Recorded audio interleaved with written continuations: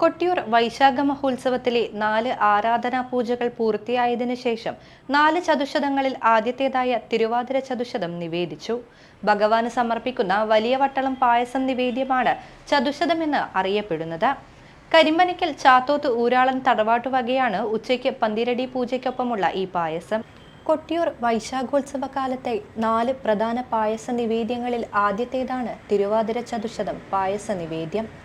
കൊട്ടിയൂർ ക്ഷേത്രത്തിന്റെ ഐതിഹ്യത്തോടും ഭരണത്തോടും ചേർന്ന് നിൽക്കുന്ന ഏറ്റവും പ്രധാനപ്പെട്ട അടിയന്തരക്കാരായ ഊരാളന്മാരിൽ കരിമ്പനയ്ക്കൽ ചാത്തോത്ത് ഊരാളൻ തറവാട്ടുവകയാണ് ഉച്ചയ്ക്ക് പന്തിരടി പൂജയ്ക്കൊപ്പമുള്ള പായസം.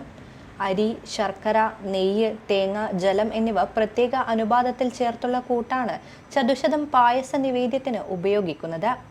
ചതുർ എന്നാൽ 4, ശതം എന്നാൽ 100, അതായത് 4 കൂട്ടം 100 വീതം. 100 ഇടങ്ങഴിയരി, 100 നാളികേരം, 100 കിലോ ശർക്കര, 100 കിലോ നെയ്യ് എന്നിവ പ്രത്യേക രീതിയിൽ വേവിച്ച് ഭഗവാന് നിവേദിക്കുന്നതാണ് ചതുശതം.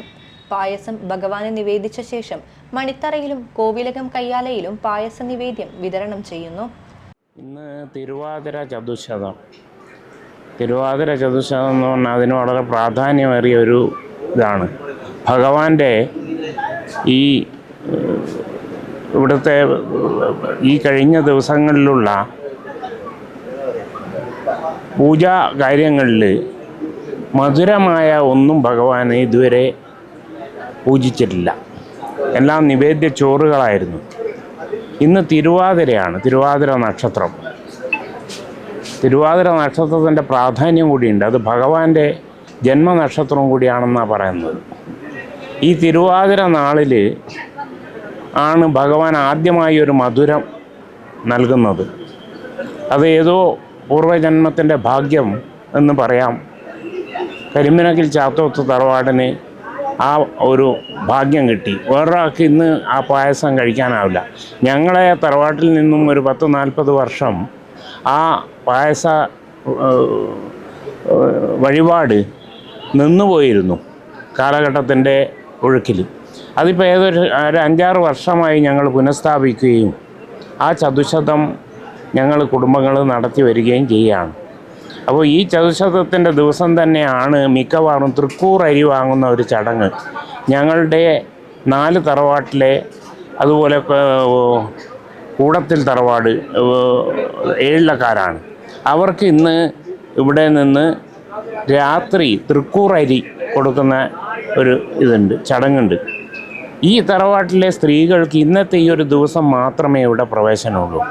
സ്ത്രീകളുടെ സ്വാഭാവികമായിട്ട് വരാൻ പറ്റാത്ത അവസരമാണെങ്കിൽ ആ ഞങ്ങളുടെ കുടുംബത്തിലെ സ്ത്രീക്ക് ഈ വർഷം ഈ മണ്ണിൽ ചവിട്ടാൻ ഭാഗ്യം ഉണ്ടാവില്ല. ഈ പായസം ഇന്ന് അവിടെ വലിയ വട്ടളത്തിൽ നേരിട്ട് എടുത്തു കൊണ്ടുപോയിട്ട് അവിടെ തറയിൽ വെച്ചിട്ട് പൂജിക്കുകയാണ്. ആ പായസം ഈ നമ്മുടെ ഈ ഇവിടെയുള്ള എല്ലാ അവകാശികൾക്കും പാത്രങ്ങൾ കൊണ്ടുപോയി ഈ നിവേദ്യം കഴിഞ്ഞാൽ അത് പകർന്നു കൊടുക്കുകയും അത് ഇവിടെ വരുന്ന ഭക്തജനങ്ങൾക്കൊക്കെ കുറേശ്ശെയായിട്ട് കൊടുക്കുന്ന.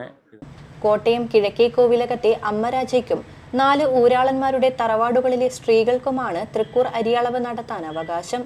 ആയില്യം ചതുശതം വെള്ളിയാഴ്ചയാണ് നടക്കുക. തുടർന്ന് ജൂൺ 20-ന് മകം കലംവരവ് നടക്കുന്നതോടെ സ്ത്രീകൾക്ക് അക്കരെ കൊട്ടിയൂരിൽ പ്രവേശനമുണ്ടായിരിക്കില്ല. 4ാമത്തെ ചതുശത നിവേദ്യമായ അത്തം ചതുശതം ജൂൺ 23-ന് നടക്കും. അന്നു തന്നെയാണ് വാളാട്ടവും കലശപൂജയും നടക്കുക. 24-ന് തൃക്കലശാട്ടോടെ 27 നാൾ നീണ്ടു നിൽക്കുന്ന ഉത്സവത്തിന് സമാപനമാകും.